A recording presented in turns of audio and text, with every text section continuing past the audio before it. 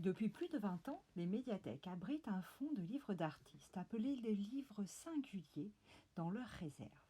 Un patrimoine contemporain d'environ 1000 livres d'artistes qui s'adressent aux adultes et aux enfants.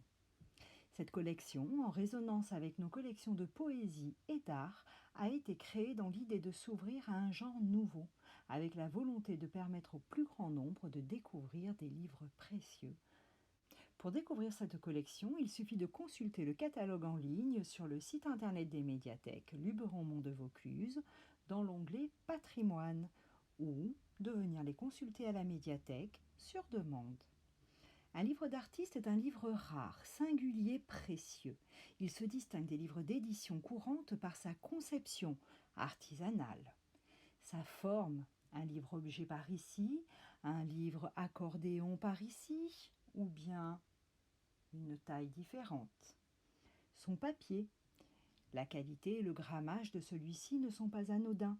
Son tirage, faible, voire unique, et bien d'autres choses encore, que vous découvrirez dans diverses présentations de livres d'artistes. Ainsi, le livre d'artiste est un tout, à la fois objet et contenu. Il offre un équilibre entre texte poétique et illustration.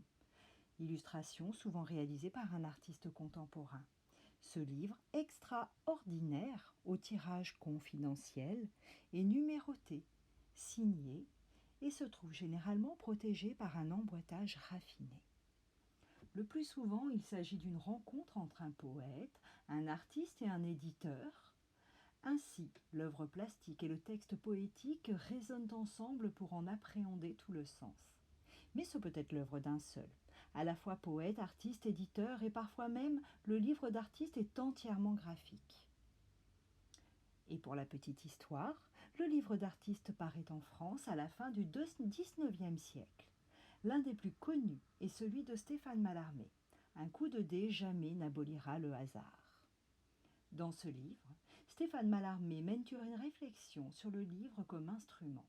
Ce qui veut dire que sa mise en espace et sa typographie influencent la lecture. Il montre comment, en exposant différemment les choses et les mots, le regard qu'on pose sur elles change.